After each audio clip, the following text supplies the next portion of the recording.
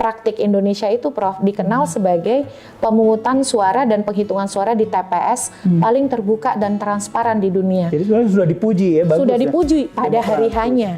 Tapi kan orang datang memberikan suara dengan terbuka dan transparan misalnya, tapi kan ketika dia datang ke TPS setelah dibekali politik uang, nah dibekali politik uangnya ini kan tidak tercover oleh apa yang pada hari H.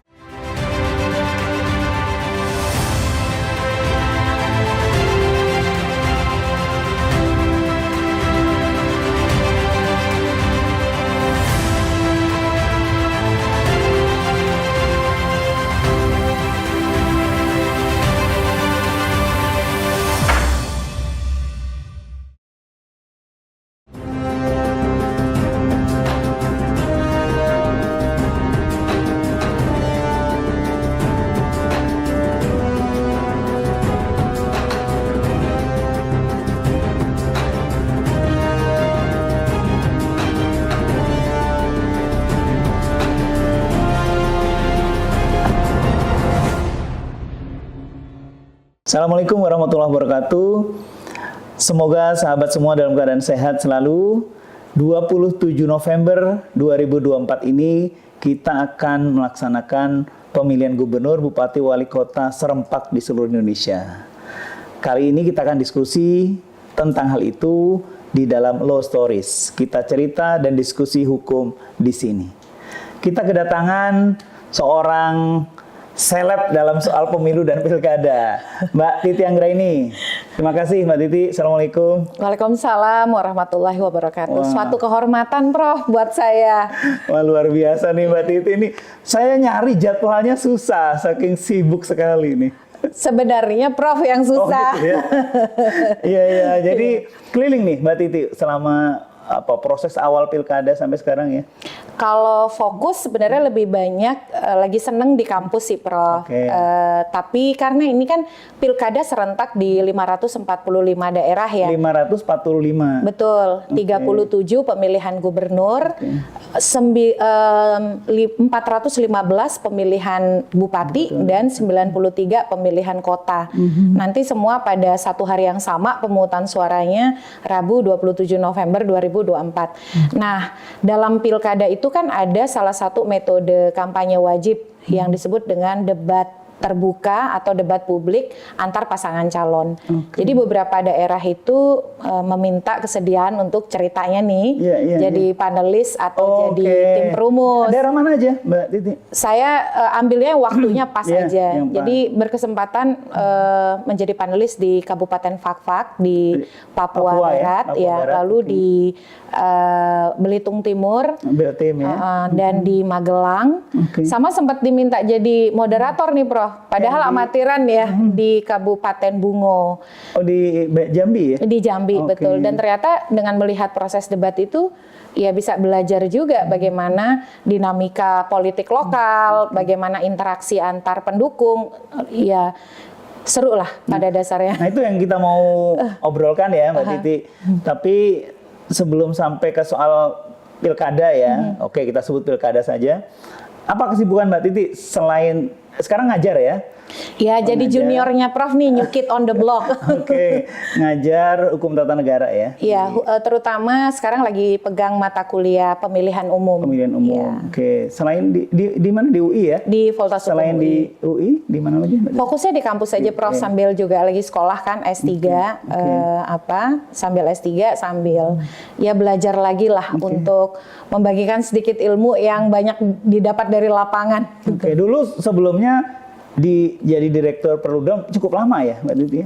Direktur Perludem 10 tahun, 2010 sampai 2020 Prof. Jadi sebelumnya dulu juga saya ingat tuh, karena waktu saya Panwas Kabupaten Bogor ya, Mbak Titi sudah Panwas Pusat ya? Iya, betul. Apa namanya dulu? Panwaslu ya? Panitia Pengawas Pemilihan Umum Tingkat Pusat. Jadi Panwaslu Pusat kalau pada waktu itu tahun 99. 99, iya luar biasa. Jadi Mbak Titi tahu prakteknya, tahu teorinya, ilmunya ya. Saya kira itu pas banget kalau kita ngobrolin itu. Nah, sekarang ini karena tinggal berapa hari lah Iya. ke 27, apa kesan dari Mbak Titi pelaksanaan kampanye dulu lah, itu apa yang kira-kira Mbak Titi, catatan Mbak Titi apa sih?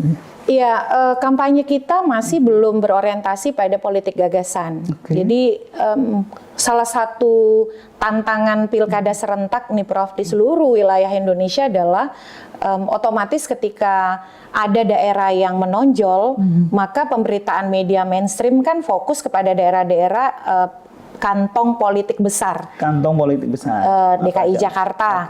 Lalu juga pilkada di Pulau Jawa. Makanya kalau kita lihat mayoritas pemberitaan televisi itu kan soal Jakarta, soal Jawa Tengah, soal Jawa Timur, keluar Jawa sedikit itu Sumatera Utara, Sulawesi Selatan. Padahal ini 37 pemilihan gubernur. Jadi lebih banyak narasi publik kita diisi oleh daerah-daerah yang memang menjadi kantong politik besar tadi. Dan akhirnya banyak yang pemilih kita kurang terpapar oleh kontestasi dan dinamika politik lokal di daerahnya sendiri. Itu yang pertama. Yang kedua, ini pilkada yang saya selalu bilang diselenggarakan dalam situasi yang tidak ideal. Apa itu tidak idealnya itu? Kenapa? Kita baru selesai pemilu serentak terbesar satu hari di dunia. Pemilu serentak satu hari terbesar di dunia begitu. 14 Februari. Itu luar biasa jumlah pemilih kita 204 juta. Nah, euforia kita tuh sebenarnya belum sepenuhnya selesai begitu. Termasuk juga partai politik. Partai politik kan pasca pemilu legislatif mereka ada beberapa mengalami dinamika internal, misalnya perselisihan antar caleg satu partai. Jadi partai politik secara kelembagaan sendiri itu belum kokoh. Mereka langsung harus melanjutkan kontestasi dalam skala yang juga besar di tingkat kabupaten, kota, dan provinsi bersamaan. Akhirnya proses pencalonan atau kandidasi menjadi tidak optimal ya. Kita menemui misalnya calon tunggal itu cenderung meningkat. Itu di berapa daerah kira-kira? Calon tunggal ada di 37 daerah. Jadi ada satu provinsi bahkan yang bercalon tunggal. Untuk pertama kali di Indonesia provinsi bercalon tunggal yaitu di Papua Barat. Dan kemudian ada 5 kota juga calon tunggal, sisanya kabupaten. Itu angkanya bisa jauh lebih besar. Kalau tidak ada putusan MK nomor 60 tahun 2024 yang menurunkan persyaratan pencalonan dari partai politik sama dengan besaran persentase calon perseorangan 6,5 sampai 10%. Jadi partai belum sepenuhnya kokoh dari sisi soliditas internal, kelembagaan. Makanya itu menjelaskan mengapa banyak koalisi gemuk yang didukung oleh banyak sekali partai politik mencalonkan satu calon yang sama. Contohnya saja di daerah saya tinggal di Kota Tangerang Selatan. Itu ada 2 paslon. 2 paslon ini yang satu diusung 16 partai politik. 16 partai baik politik. Yang punya kursi banyak maupun yang punya kursi di DPRD. Ada juga tidak punya kursi ya? Ada yang tidak punya kursi. Jadi, tapi 16 partai politik peserta pemilu 2024 versus satu calon yang diusung hanya satu partai politik. Dan ini pun bisa mengusung calon karena putusan Mahkamah Konstitusi. Jadi terlihat sekali bahwa akhirnya karena partai belum sepenuhnya pulih dari ekses kontestasi pemilu legislatif, pencalonan di pilkada tidak optimal dalam mendorong kader-kader terbaik partai.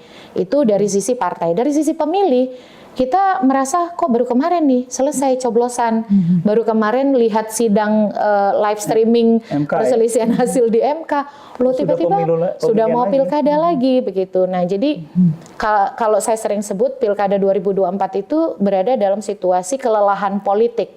Kelelahan politik. Peserta pemilih, jangan lupa penyelenggara juga. Penyelenggara juga lelah. Karena simultan kan, Prof. Kalau diikuti, bisa dibilang penyelenggara pemilu kita itu belum melakukan evaluasi terhadap pemilu 2024. Langsung harus melompat ke pilkada. Sementara dalam ilmu kepemiluan kan kita pelajari selesai tahapan pemilu kita harusnya post electoral periodnya kita mengevaluasi. Ini belum dilakukan nih. Belum dilakukan langsung tahapan pilkada. Tiba-tiba di saat yang sama kita juga mendengar revisi Undang-Undang Pemilu dan Pilkada masuk prolegnas 2025 gitu. Oke, jadi nanti akan dibahas lagi mungkin untuk pemilu berikutnya. Betul, ya. betul. Nah ini menarik tadi ya, kelelahan politik. Tapi saya coba masuk lebih jauh soal kampanye nih ya. Kalau kampanye negatif, black campaign itu gimana fenomena itu terjadi sekarang? Nah ini memang karena 545 daerah, daya jangkau kita untuk memonitor semua daerah itu menjadi tidak terlalu maksimal atau optimal ya. Yang pasti adalah politik uang masih terjadi. Politik Misalnya uang saya masih, yakin oke. Prof. Topo menjadi langganan idola Gakumdu ya. Walaupun pasti waktunya tidak mudah begitu karena perkara-perkara yang masuk ke Bawaslu itu kan waktunya pendek sekali, Betul, sangat 3+2. Iya. Nah, kadang-kadang mereka butuh cepat, sementara ahlinya juga tidak hanya sibuk ngurusi pemilu begitu. Jadi di beberapa kasus politik uang itu masih terjadi. Nah, kalau soal kampanye jahat ya, yang kalau sebab begini Prof, ada juga yang bilang, Mbak Titi jangan sebut black campaign dong, kan hitam itu tidak bersalah. Oh, oke. Jadi disebut kampanye jahat. Kampanye jahat, walaupun Iya. familiarnya kita sebut black campaign ya, walaupun tanpa tendensi ya Prof. Nah, kampanye jahat itu ya tidak sedominan pilkada-pilkada sebelumnya. Oh, jadi itu ada penurunan? Ada penurunan, ada, tapi dia tidak sedominan atau sebombastis kalau kita misalnya agak mundur ke belakang di Pilkada Jakarta 2017.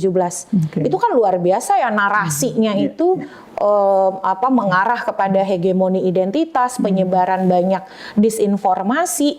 Nah, di Pilkada 2024 ini ada kecenderungan itu menurun. Ada, tapi memang tidak dominan pilkada-pilkada sebelumnya. Termasuk juga kalau boleh dievaluasi pemilu serentak 2024, narasi-narasi yang mengarah pada disinformasi ada, tapi dia tidak semasif ketika pemilu 2019 dan 2014 yang memang vis a vis ya, berhadapan head to head begitu.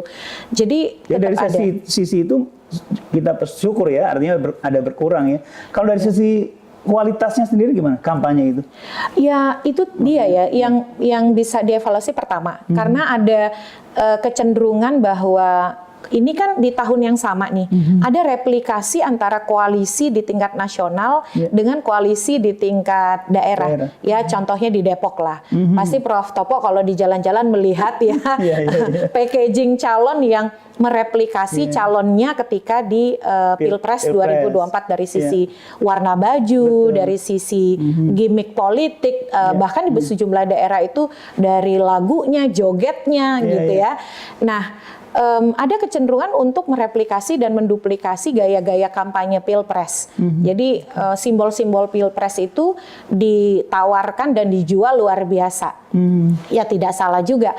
Tapi yang kedua nih evaluasinya, akhirnya politik gagasan yang membuat karakter yang membedakan antara calon itu jadi tidak muncul. Tidak begitu jelas kelihatan. Betul. Jadi kesulitan kita adalah masyarakat mungkin juga sedang lelah pasca pemilu 2024, lalu mereka beranjak kepada pilkada dan mereka harus cari informasi ya di visi misi program dan tidak semua orang punya kepedulian itu. Dan akhirnya ya kalau kita lihat ada debat, tapi debat itu kan hari ini misalnya kita menonton televisi debat pilkada Jakarta, sementara kita warga Tangsel. Besoknya kita menonton televisi debatnya pilkada Jawa Tengah begitu. Jadi pola debat yang menggunakan stasiun televisi tingkat nasional itu juga akhirnya kadang-kadang mengganggu konsentrasi pemilih untuk serius mencari apa yang menjadi program dari calon-calon di daerahnya. Jadi politik gagasan itu bisa dikatakan masih kalah dengan politik baliho lah. Politik baliho dan politik pakaian gitu Betul. Oke, nah sekarang kalau kita lihat di masing-masing daerah tadi Mbak Titi mengamati kurang dari 10 lah yang muncul terus di TV mainstream atau ini. Nah kalau penggunaan sosial media, kemudian misalnya teknologi informasi dan sebagainya itu apa bermanfaat untuk kampanye sekarang ini? Pemilu 2024 lalu 56,45% pemilih kita dari yang 204 juta itu adalah pemilih yang berusia di bawah 40 tahun.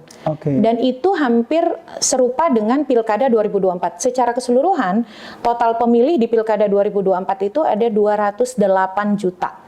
Dan hampir 60% diantaranya adalah pemilih berada di bawah usia 40 tahun. Dan itu menjadi ceruk pasar yang sangat luar biasa untuk kampanye di media sosial. Dan kalau kita lihat TikTok itu di Indonesia sekarang penggunanya sudah 154 juta lebih. Luar biasa ya. Kita adalah pengguna TikTok terbesar di dunia. Berapa? Pertama? Pertama. Kita adalah negara dengan pengguna TikTok terbesar di dunia.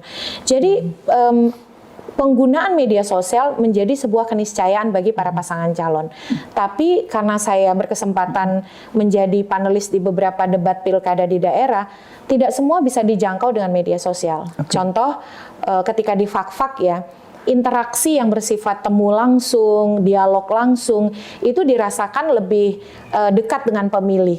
Tetapi di yang berbasis perkotaan, media sosial terutama, apalagi riset CSIS yang terakhir membuktikan pemilih muda, milenial Gen Z, itu ternyata mendapatkan informasi bukan lagi dari televisi yang paling utama, radio atau koran, tapi dari media sosial.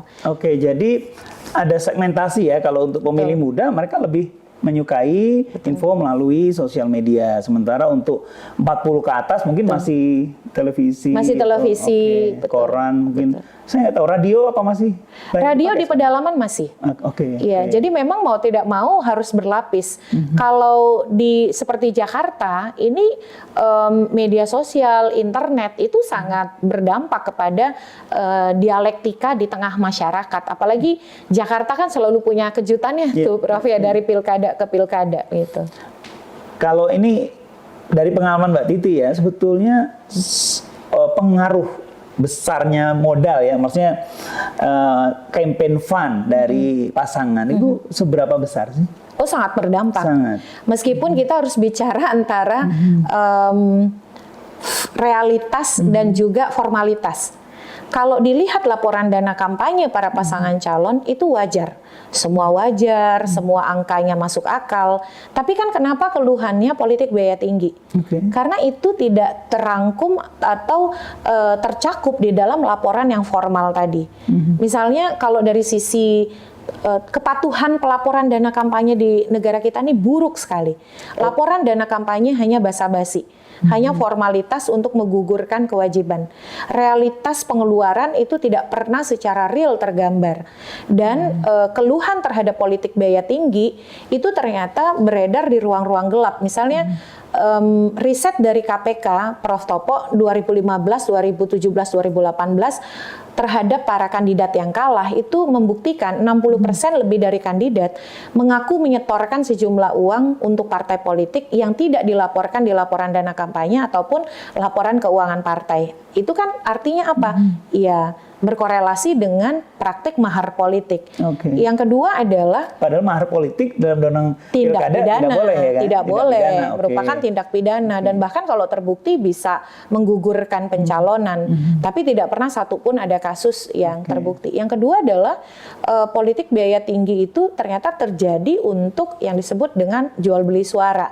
Kan tidak mungkin dilaporkan kalau itu. Jadi keluhan-keluhan politik biaya tinggi itu tidak tergambar di laporan dana kampanye, tapi selalu dikeluhkan oleh para pasangan calon. Dan praktik kampanye kita ini selalu dengan kampanye membawa buah tangan. Jadi itu di berbagai daerah itu ya? Iya, hampir menyeluruh ya, walaupun kecenderungan kalau di suatu daerah itu banyak media massanya, dia lebih mampu menahan diri untuk bagi-bagi buah tangan tadi. Bahkan ada yang sebenarnya itu kamuflase dari politik uang. Contoh, tebus murah. Di mana, daerah mana tuh? Nah, tebus murah itu bahkan dari pemilu legislatif sebetulnya sudah ada. Membeli ya Sebetulnya membeli. Jadi tapi sangat murah. Ada pandangan kalau dia membeli itu bukan politik uang. Tapi kan tidak masuk akal, Prof. Sembako kalau dirupiahkan itu sampai 200.000, ditebus hanya dengan 10.000. Itu kan packaging politik uang ya. Jadi politik uang yang dikemas demikian rupa seolah-olah ada transaksi jual beli, padahal itu jual beli suara begitu. Lalu juga ada yang menggunakan door prize, hadiah. Apalagi sekarang di peraturan KPU itu hadiah boleh per unitnya itu maksimal 1 juta. Jadi kalau dulu di kumulatif maksimal 1 juta, sekarang per unit itu hadiah 1 juta. Nah, bagaimana kemudian kita menghambat itu supaya tidak jor-joran orang dengan dalih hadiah begitu ya, membagikan secara masif, dan itu kan sebenarnya politik uang. Apalagi di masyarakat kita itu buah tangan kampanye itu ada jilbab, ada sarung dan lain sebagainya. Jadi atau kemudian makan minum itu tidak dianggap sebagai politik uang. Nah, itu menarik saya kira, kan itu dua sisi ya saya kira Mbak Titi ya. Satu sisi ya pinter-pinternya kandidat ya, atau pinter-pinternya tim kampanye dikemas gitu ya, tahu sebetulnya hukumnya begitu, tapi gimana caranya bisa nggak kena. Atau sisi kedua adalah kurangnya pengawasan. Nah, yang mana itu yang kira-kira lebih relevan? Saya kira tambah satu lagi, Prof. Apa tuh? Instrumen hukumnya yang memang memuat banyak celah.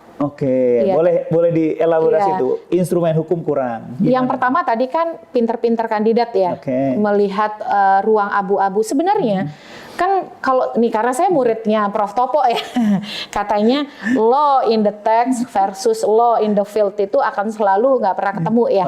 Nah, yang menemukan keduanya itu kan moralitas etis dari masing-masing individu yang di mana hukum itu berada kan. Sayangnya moralitas itu kan subjektif. Jadi orang melihat etika, moral itu kan berbeda-beda. Jadi ketika dia melihat ruang abu-abu, harusnya standar moralnya kan tinggi ya, Prof. Ya. Tapi pendekatannya selama tidak dilarang berarti boleh gitu. Apalagi kemudian dibolehkan, contoh soal makan minum itu dan transport kan. Itu yang pertama. Yang kedua, pengawasan. Jadi memang ini pengawasan itu saya mengira Bawaslu kita itu overwhelm ya, atau bukan overburden. Jadi otoritasnya itu terlalu banyak, Prof. Sangat kuat ya.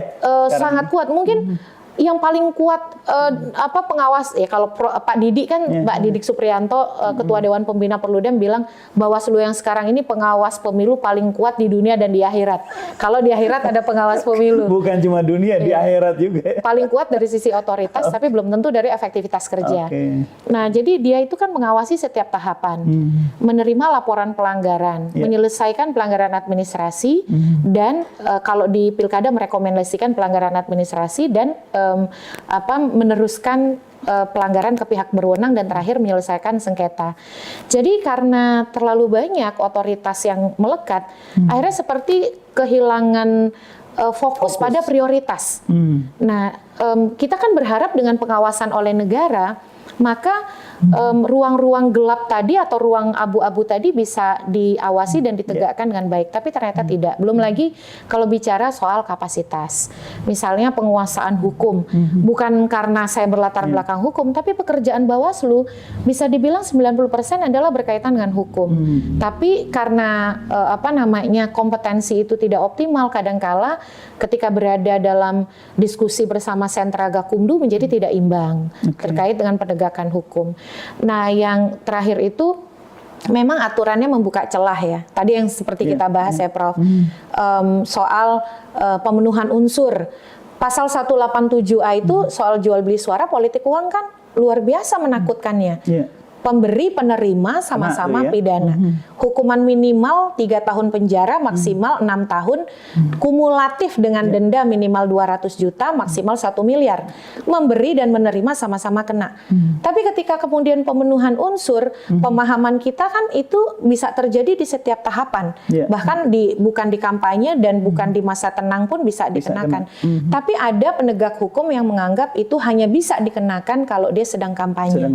Sementara kalau dia sedang misalnya kondangan, nyawer, itu nggak dianggap sebagai pemenuhan unsur. Jadi politik uang itu adalah masalah yang sangat akut di pemilu kita, pilkada kita, dari pemilu ke pemilu. Tapi komitmen penegakan hukum kita tidak urgent, tidak semendesak kemarahan dan kekesalan kita terhadap politik uang itu sendiri. Jadi ada disparitas begitu. Tadi Mbak Titi menyinggung soal waktu juga tadi ya, waktu yang sangat sempit untuk pelaporan, penyidikan dan seterusnya. Saya kira itu juga hambatan juga. Betul, sangat menghambat, Prof. Jadi akhirnya tidak optimal ya.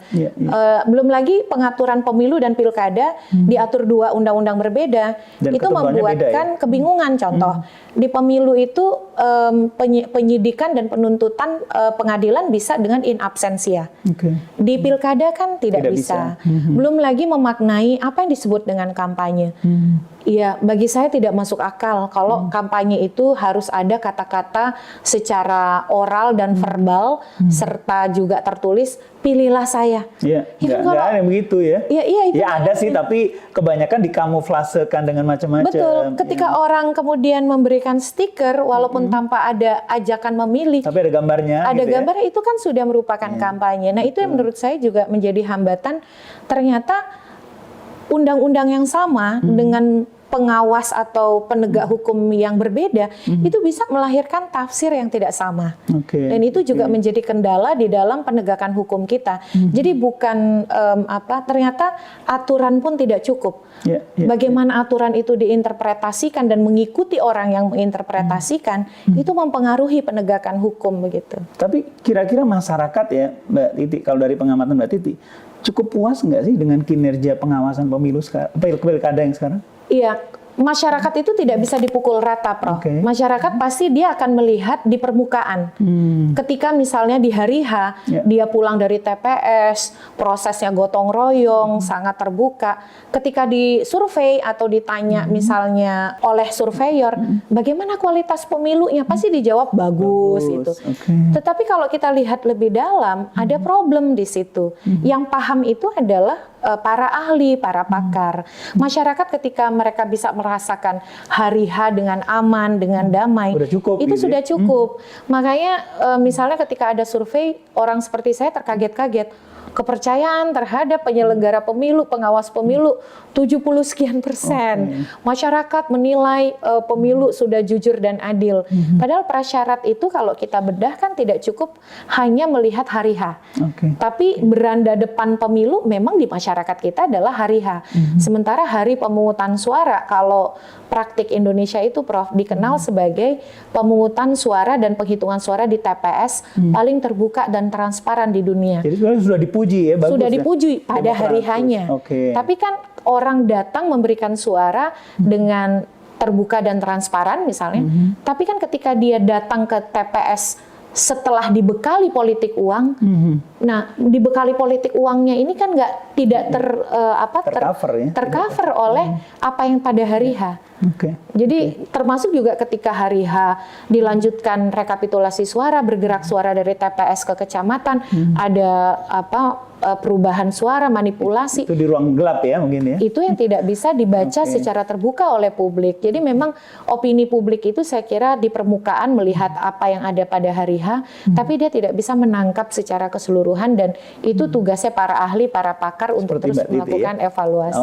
Ini yang menarik tadi kan Mbak Titi cerita soal kinerja Bawaslu ya. Kalau KPU-nya sendiri dan mungkin DKPP kayaknya nggak terlalu banyak kedengeran ya, gimana Mbak Titi? Kalau KPU sangat banyak kedengeran, Prof. KPU sangat banyak, DKPP mungkin. Baik hal-hal yang kontroversial ataupun skandalnya. Ya, problem dengan penyelenggara pemilu kita itu memang sejak awal seleksi sudah terdengar ya. Misalnya kecurigaan soal seleksi tidak sepenuhnya melahirkan proses yang mandiri, dan bagaimana kemudian proses seleksi di daerah juga marak dengan isu soal orang-orang titipan dan seterusnya. Bahkan saya kira Pak Mendagri, Pak Tito pun juga mengakui ya bahwa katanya KPUD itu bagian dari masalah begitu, karena banyaknya titipan-titipan. Ke depan memang seleksi itu harus betul-betul diperbaiki. Bagaimana jangan sampai lobi-lobi politik itu mengalahkan kredibilitas dan integritas calon. Saya tuh mengutip, selalu saya kutip nih Prof, Holly Ann Garnett itu salah seorang pakar electoral governance di dunia, mengatakan modalitas untuk punya pemilu berintegritas itu setengahnya adalah pada penyelenggara pemilu yang berintegritas. Setengahnya penyelenggara. Iya. Jadi kalau penyelenggara pemilunya berintegritas, 50% dari pemilu yang berintegritas sudah terwujud. Bahkan kalau suatu aturan pun dianggap kurang bagus, kalau penyelenggara pemilunya kredibel, dia akan berinovasi, dia akan progresif untuk melahirkan pilihan-pilihan yang lebih baik. Nah, tapi kan kemarin seleksinya banyak catatan ya. Dari mulai isu keterwakilan perempuan yang tidak terpenuhi, lalu juga ya tadi isu titipan dan lain sebagainya. Nah, termasuk juga soal KPU ini saya kira tadi beban berat menyelenggarakan pemilu dan pilkada pada 1 tahun yang sama, tahapan saling beririsan. Bayangkan untuk distribusi logistik saja waktunya hanya 75 harian. Dan dibandingkan dengan pemilu sebelumnya waktunya sangat panjang untuk distribusi logistik. Sekarang 75 harian. Belum lagi beberapa undang-undang kan tidak diubah sehingga terobosan-terobosan teknis itu mengandalkan peraturan KPU. Belum selesai seluruhnya tahapan pemilu, mereka sudah bergegas dengan tahapan pilkada. Ditambah lagi ada problem etik juga kan yang akhirnya membuat ketua KPU diganti begitu. Mudah-mudahan itu berpengaruh besar terhadap kinerja KPU. Ya, kredibilitas yang paling terganggu tentunya. Dan kalau kita lihat laporan DKPP ini, Prof, penyelenggara pemilu 2024 salah satu yang paling banyak dilaporkan ke DKPP dan mendapatkan sanksi ya, termasuk kalau kita lihat baru pertama kali nih ketua KPU kena sanksi pemberhentian tetap gitu. Jadi ini harus jadi evaluasi mendalam untuk kita. Kalau DKPP sendiri ya karena kita tidak punya cukup waktu untuk mencermati karena langsung beruntun tahapan-tahapan. Mudah-mudahan DKPP tidak masuk angin karena harapan terhadap penegakan etika kelembagaan penyelenggara pemilu ada pada DKPP. Saya ini kadang-kadang berpikir nih, Prof, Indonesia ini kurang apa sih? Penyelenggara pemilunya kalau di dunia cuma ada satu ya. Filipina cuma punya Comelec. Lalu juga misalnya Myanmar saja cuma punya UEC begitu. Kita 3 ya? 3. Ada KPU, ada Bawaslu, ada DKPP. Ditambah Sentra Gakumdu. Lalu ada keterlibatan pengadilan juga, hukum acara khusus. Apalagi yang kurang ya? Tapi kok masalahnya tidak berhenti-berhenti ya. Yang kurang tuh satu, Prof, tadi. Efektivitas, karena tadi moralitas etiknya itu ya masih bermasalah gitu. Apa perlu juga reformulasi atau restrukturisasi kelembagaan pemilu ke depan? Saya setuju. Saya setuju sekali. Bagi saya, sebenarnya kalau elemen atau institusi penegak hukumnya efektif, masyarakat akan serta-merta mengawasi. Karena dia yakin ketika dia terlibat, mengawasi, dia melaporkan, dia akan mendapatkan perlakuan yang memadai sebagai tindak lanjut. Jadi kalau kita yakin kepada otoritas yang menangani pengaduan kita, pasti kita akan terpanggil untuk ambil peran. Termasuk juga partai politik, calon, dia pasti akan mengawasi satu sama lain karena dia yakin proses tindak lanjutnya itu bagus dan baik begitu. Saya malah berpikir tidak perlulah pengawasan oleh negara. Jadi biarkan saja masyarakat yang mengawasi, tapi tindak lanjut atas pengawasan masyarakat itu betul-betul efektif begitu. Memberikan rasa keyakinan bahwa mereka akan mendapatkan tindak lanjut yang betul-betul sepadan, jurdil dalam memberikan keadilan pemilu untuk mereka. Ya, mudah-mudahan ya ke depannya seperti itu harapannya Mbak Titi. Nah, sekarang terkait dengan pilkada di beberapa wilayah yang tadi Mbak Titi singgung, saya tertarik misalnya kelihatannya Jakarta ini rame nih. Dan apa sih bedanya secara kerangka hukum proses pilkada di Jakarta dengan provinsi lain, Mbak Titi? Walaupun saya suka bilang, Prof, pilkada anti klimaks. Sekarang klimaksnya ada di Jatim nih, karena 3 calon gubernurnya perempuan semua. Itu baru pertama kali loh dalam sejarah Indonesia, dan juga tidak banyak negara-negara di dunia yang pilkada atau pemilihan gubernurnya itu semua kontestan number 1 personnya itu perempuan gitu. Jadi Jawa Timur sebenarnya menarik, Prof, kalau mau dibedah. Oke, nanti kita ke Jawa Timur. Ya, sekarang ini Jakarta dulu kan. Jakarta pertama dia punya undang-undang khusus, Undang-Undang Nomor 2 Tahun 2024 tentang pilkada, tentang daerah khusus Jakarta. Jadi di Jakarta sejak sebelumnya Undang-Undang Nomor 29 Tahun 2007 itu menyebutkan pemilihan di Jakarta itu berlaku sistem majority runoff 2 putaran. Majority runoff 2 putaran. Seperti di Pilpres. Jadi untuk jadi calon terpilih harus mendapatkan suara paling sedikit 50% plus 1. Kalau tidak ada yang dapat 50% plus 1, maka akan diselenggarakan putaran kedua, di mana yang memperoleh suara terbanyak pertama dan kedua itu akan masuk menjadi peserta pemilihan di putaran kedua. Sementara di daerah lain itu berlaku Undang-Undang Pilkada, Undang-Undang Pemilihan Gubernur, Bupati, Wali Kota, Undang-Undang Nomor 1 Tahun 2015 beserta segala perubahannya, di mana calon terpilih itu adalah mereka yang mendapatkan atau pasangan calon yang mendapatkan suara terbanyak. Berapapun suara terbanyaknya, betul. Jadi pakai winner takes all, first past the post. Makanya di Jakarta kan 2017 dengan 3 pasangan calon mereka 2 putaran. Itulah mengapa Pilkada Jakarta disebut Pilkada Rasa Pilpres.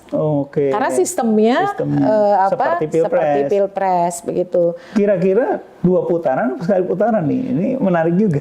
Iya, saya tuh sempat salah tebak di Pilpres, Prof. Saya bilang 2 putaran, ternyata 1 putaran. Tapi kalau dilihat dari survei, karena data yang bisa kita rujukan survei ya, dan survei itu kan pandangan pemilih, persepsi pemilih pada saat dilakukan survei. Nampaknya sih 2 putaran ya. Mungkin orang Jakarta akan lelah nih, karena ya akan ada lagi putaran kedua. Dan itu sempat diputus oleh Mahkamah Konstitusi. Kenapa 2 putaran? Karena memang dia kan tidak ada pilkada di kabupaten kota. Sehingga Mahkamah Konstitusi mengatakan itu membutuhkan legitimasi yang kuat.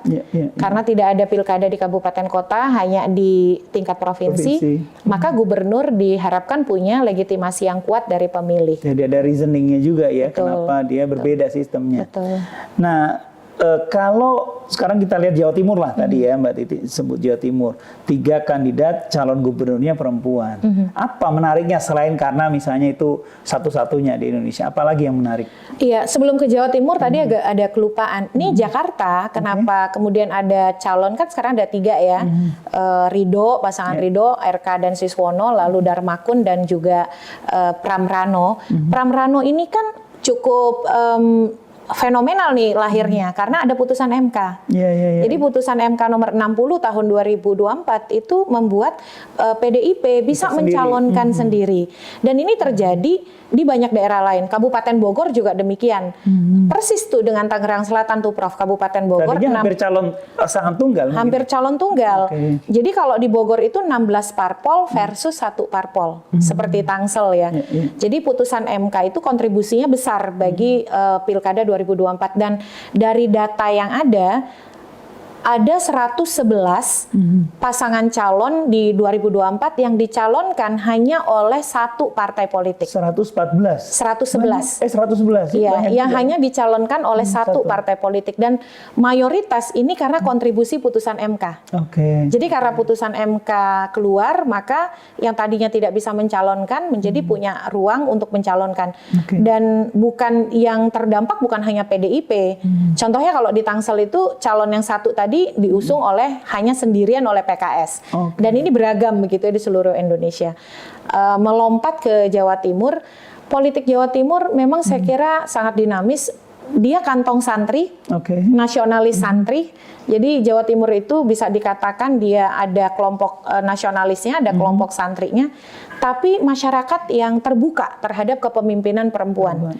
Khofifah bukan perempuan yang mudah untuk terpilih karena 3 kali ikut pilgub, baru yang ketiga dia terpilih. Sekarang berstatus sebagai petahana dan nampaknya partai penantang itu ingin menggunakan ketokohan atau figur perempuan dengan menandingi dengan perempuan lain yang dianggap juga punya kapasitas yang sama ya, betul. Dan ini menarik karena ini menjadi pembelajaran, Prof. Tampilnya perempuan politik dia bukan hanya sebagai bentuk representasi, tapi juga bentuk edukasi politik kepada para anak-anak kita, pada orang muda bahwa kepemimpinan itu juga bisa diakses oleh perempuan. Khofifah petahana, tapi di sisi yang lain PKB adalah pemenang pemilu di Jawa Timur. Jadi bagaimana mereka menguasai legislatif DPRD Jawa Timur dan PDIP pun punya kantong politik yang kuat. Kita akan mengikuti ini sesuatu yang menarik. Ya, luar biasa ya. Dan survei juga seimbang mungkin ya. Survei memang petahana masih lebih dominan. Tapi kalau kita lihat debatnya, itu debatnya menarik begitu karena substantif dan tiga-tiganya ini menunjukkan karakter kepemimpinannya masing-masing. Iya. Oke, itu Jawa Timur ya, tadi Jakarta. Yang saya lihat juga ramai juga itu Sumatera Utara ya, Bobi dengan Edi ya. Gimana itu Mbak Titi melihat tuh? Bobi Edi itu agak mirip dengan Jawa Tengah, karena sebenarnya dia sama-sama berkorelasi dengan calon yang didukung oleh mantan oleh Presiden ketujuh kita ya, Presiden Joko Widodo, dan juga dianggap sebagai bagian dari koalisi Kim Plus. Nah, kan kita bisa lihat tuh di Jawa Tengah. Andika dengan sokongan dari PDIP dan juga Ahmad Lutfi, Kim Plus begitu, dan di Sumatera Utara Bobi dengan Kim Plusnya versus Edi Rahmayadi dari PDIP. Jadi kurang lebih partai pendukungnya hampir sama ya? Sama Kim Plus versus PDIP ini pertarungan antara. Jakarta juga dong berarti. Kalau Jakarta ada tamu kejutan Darmakun. Jakarta persis sama. Jakarta persis sama, tapi dia dengan ada bintang tamunya Darmakun.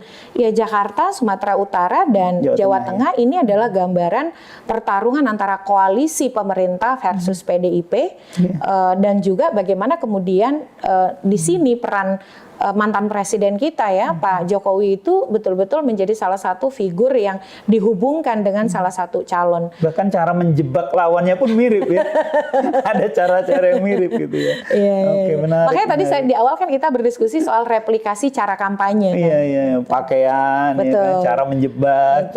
Ya, menarik. Apalagi tuh Jawa Timur, Jawa Tengah, Sumatera Utara, Jakarta. Ada lagi nggak satu daerah yang Mbak Titi amati di luar yang besar-besar tadi? Ya, hampir semua daerah menarik. Misalnya tadi kami diskusi soal politik dinasti. Ini kita memang sudah SOS politik dinasti. Bahkan pakar yang meneliti politik dinasti mengatakan yang paling dia khawatirkan adalah pada suatu hari semuanya akan politik dinasti, dia bilang. Pada 2020 ketika dia meriset soal politik dinasti, angkanya itu berada pada 300-an.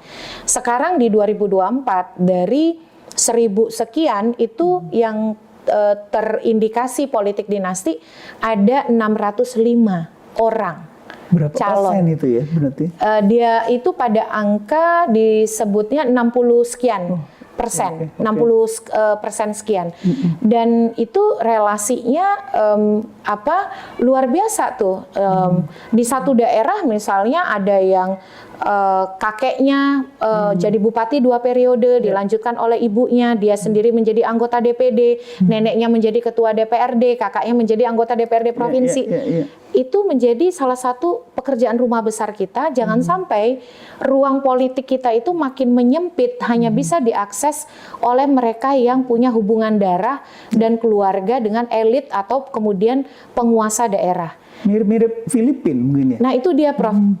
Kemarin saya juga sempat bertemu dengan salah satu profesor dari La Salle University. Dia bilang, kalian tuh di Indonesia masih beruntung karena kalian punya partai politik. Kalau di Filipina kami cuma punya dinasti dan klan. Ketika mendengar paparan dari Yoske Nawas tadi, saya merasa kok kita sudah semakin mirip. Akan mengarah ke sana. Jangan-jangan kita Filipinaisasi. Karena dari misalnya anak mantan presiden jadi wapres sudah sama nih. Lalu kepemimpinan dinasti 605. Coba bedanya di sana bisa sampai punya senjata pasukan. Jangan gitu ya? Prof. Ya, jangan. Nah jadi kembali kepada daerah. Jadi bagi teman-teman yang pilkada, coba deh kita tuh bukan sekedar ritual 5 tahunan datang ke TPS pencoblos, tapi kenali juga fenomena politik lokal kita. Apakah kompetisi semakin terasa sempit, serasa tidak kompetitif, dikuasai hanya oleh segelintir orang atau keluarga tertentu, itu menarik untuk kita cermati begitu. Bukan sekedar datang ke TPS sebagai bentuk tanggung jawab warga negara, tidak cukup begitu. Termasuk di kampung saya nih di Sumatera Selatan, bagaimana kemudian kekerabatan, kekeluargaan, hubungan keluarga. Jadi polanya Prof seperti dinasti versus dinasti. Ada dinastinya A versus dinastinya B. Jadi dulu pernah berkuasa di suatu periode, yang ini pernah ini punya anak atau di Sumsel itu unik karena petahananya pecah kongsi. Yang satu nyalon kembali menjadi cagup, wakil gubernur dia, pasangan dia yang pilkada sebelumnya menjadi calon wakil gubernur. Banten saya kira juga menarik, karena Banten itu adalah Kimples yang gagal. Kimples gimana tuh? Kimples yang gagal. Karena Kimples itu kan ada Golkar, tapi di Banten justru Golkar berkoalisi dengan PDIP, Airin Rahmidiani dan Ade Sumardi kan. Sementara di koalisi Kim ada Andra Soni dan Dimyati. Jadi ini yang menarik karena calon gubernurnya ada yang perempuan, tapi juga ada isu dinasti di sana. Kalau di Banten tuh hampir tidak ada yang tidak dinasti masalahnya. Baik Mbak Titi, saya kira obrolannya sangat menarik ya, luar biasa nih. Mbak Titi kan ahli hukum ya, tapi pengenalan, penguasaan soal politik dan sebagainya itu luar biasa ya. Tapi sekali lagi terima kasih Mbak Karena Titi, kata J. Barens, Prof, hukum dan politik itu seperti otot dan tulang. Ya, pesan nih untuk masyarakat ya menjelang 27 November apa Mbak Titi? 27 November itu Prof, ruang bagi kita sebagai warga negara untuk betul-betul punya pengaruh di dalam menentukan masa depan daerah. Jangan pernah beranggapan bahwa suara kita cuma satu, kan satu orang, satu suara, satu nilai ya. Tapi justru yang satu itu merupakan penghargaan negara kepada siapapun warganya, apapun jenis kelaminnya, apapun latar belakang ekonominya, pendidikannya, wilayah tempat tinggalnya di desa, di kota, semua ditempatkan tuh setara. Kalau saya kan umat Muslim ya, kita itu hanya dilihat dari ketakwaan. Nah itu juga negara tuh melihat warganya. Siapapun warganya dia diberi suara dan itu setara. Dan kita bisa betul-betul memberikan hukuman ataupun penghargaan kepada seseorang yang maju. Apakah dia layak untuk duduk di suatu posisi, dalam hal ini kepala daerah, wakil kepala daerah atau tidak. Dan jangan-jangan suara kita yang satu ini nih yang menentukan dia akan jadi suara terbanyak ataukah akan masuk ke putaran kedua atau tidak kalau di Jakarta. Jadi gunakanlah suara yang satu itu yang cerminan martabat diri kita dengan bijaksana, dengan cermat, kenali calon, teliti rekam jejak, latar belakangnya, perhatikan apa komitmennya untuk daerah, dan memilihlah sesuai dengan hati nurani. Luar biasa Mbak Titi, terima kasih banyak ya. Sahabat semua, jangan lupa 27 November 2024 gunakan hati nurani dan akal sehat untuk masa depan kita bersama. Assalamualaikum warahmatullahi wabarakatuh.